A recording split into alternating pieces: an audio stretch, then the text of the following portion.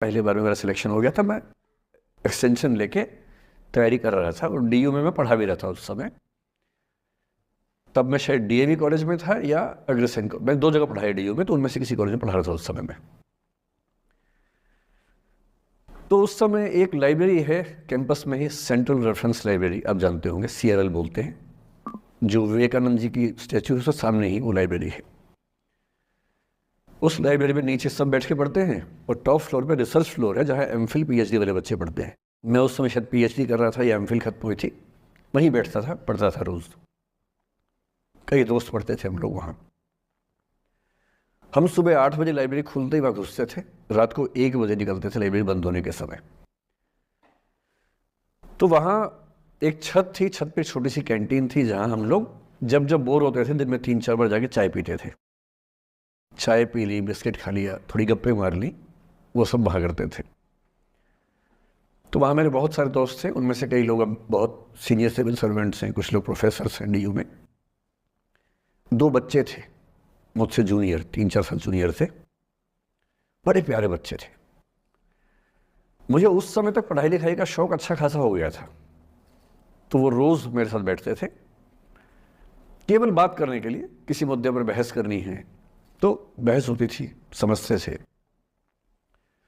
फिर मुझे पता लगा कि वो दोनों रिलेशनशिप में हैं, रिश्ते में हैं, दोनों ने शादी भी कर ली। उनकी योजना डीयू में पढ़ाने की थी या सिविल सर्विस की भी थी, शायद पता नहीं। मेरा इंटरेक्शन बहुत ज़्यादा उसके बाद रहा नहीं उनसे, क्योंकि मैं सर्विस में चला गया था।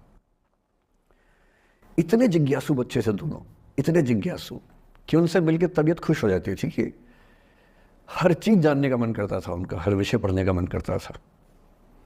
एकदम जीवन से भरे हुए बच्चे, आंखों में चमक ऐसे। फिर दोनों की शादी हुई तो मैं शादी में जा नहीं पाया, क्योंकि मेरा रिश्ता सिर्फ लाइब्रेरी में 1 घंटा गप मारने वाला था, उससे ज़्यादा था नहीं रिश्ता उनके साथ। फिर सुनता रहता था कि मैं सब बढ़िया चल रहे, पढ़ाई कर रहे हैं, तैयारी कर रहे हैं। इंटरकास्ट मैरिज की उन लोगों ने, खूब हंगामा हुआ, दोनों घर में तलवारें खिंच गई। किसी तरह से तलवारें संभाली गई, मैनेज हुआ, दोनों साथ रहने लगे। और फिर 3-4 साल के बाद एक दिन मैंने खबर सुनी कि उस बच्ची ने फंदा लगा के जीवन लीला समाप्त कर ली। ये बात भी दिल्ली विश्वविद्यालय की है, उस दौर के सब लोग इस कहानी को जानते हैं। मेरे ख्याल से दोनों कहानी आपके प्रिंसिपल मैडम जानती होंगी, नहीं ध्यान कर पाएंगे तो मैं उनको जैसे नाम बोलूँगा अकेले में वो तुरंत समझ जाएंगे मैं किसकी बात कर रहा हूँ। मैं आज तक नहीं समझ पाया कि ऐसा क्या हुआ होगा। तो बाद में अनुमान जो हुआ वो ये, इंटरकास्ट मैरिज, परिवार का दबाव, समाज का दबाव, आपस के दबाव, टॉक्सिक रिलेशनशिप, अंत में उस दबाव को न झेल पाना और जीवन समाप्त कर देना, ये हुआ। ये 2 घटनाएं हैं। एक तीसरी घटना ये है कि दिल्ली में आज से 25 साल पहले घटना घटी। आप लोग तो बस पैदा हुए हों